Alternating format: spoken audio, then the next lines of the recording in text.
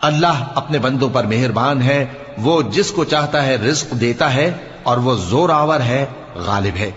جو شخص آخرت کی کھیتی کا طالب ہو اس کے لیے ہم اس کی کھیتی میں اضافہ کریں گے، اور جو دنیا کی کھیتی کا طلبگار ہو اس کو ہم اسی میں سے کچھ دیں گے، اور اس کا آخرت میں کچھ حصہ نہ ہو۔ کہ دنیا کی زندگی دھوکے کے سوا کچھ نہیں۔ کیوں؟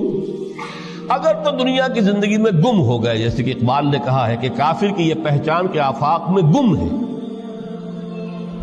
اور مومن کی یہ پہچان کے گم اس میں ہے آفاق۔ دنیا میں رہو، طالب دنیا نہ بنو، طالب عقبہ، طالب آخرہ۔ دنیا میں رہو، برتو، استعمال کرو، تمہارے لیے پیدا کیا گیا، بھائی برتو۔ ہاں، حلال اور حرام کی پابندیاں سامنے رکھو، باقی برتو۔ مطلوب یہ نہ ہو، مقصود یہ نہ ہو، مطلوب آخرہ ہو۔ انما الدنیا خلقت لکم وانتم خلقتم للآخرہ۔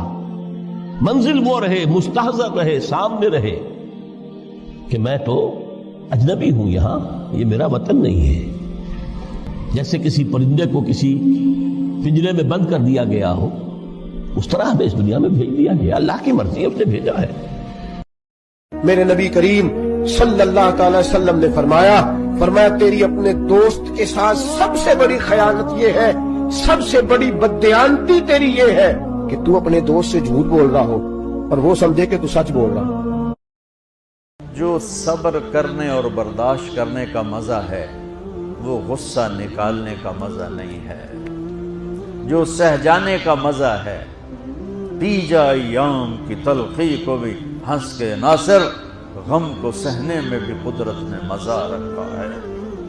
اپنے دل کو آئیں گے نیگیٹو رویے، آئیں گے، صاف کرو، صاف کرو، صاف کرو، صاف کرو، دھوتے رہو یہاں تک کہ موت آئے اور اللہ کی بارگاہ میں پہنچ۔ آج تم کہتے ہو دین پہ چلنا بڑا مشکل ہے، تم شور ڈال رہے ہو۔ جن کے لیے مسجدوں میں قالین بچھے ہوئے ہیں، گرم پانی دستیاب ہے، اور ان کے لیے مسجدوں میں آسائشیں موجود ہیں، اور پھر بھی وہ کہتے ہیں دین پہ چلنا بڑا مشکل ہے۔ ذرا دیکھو حسین ابن علی کو، سجدے میں سر رکھ کے، پیشانی رب کے حضور رکھ کے حسین ابن علی کہہ رہے ہیں مالک میں سر کٹا کے بھی تیرے حضور حاضر ہوں اور تجھ پہ راضی ہوں، تو بھی بتا کہ تو بھی حسین پہ راضی ہے۔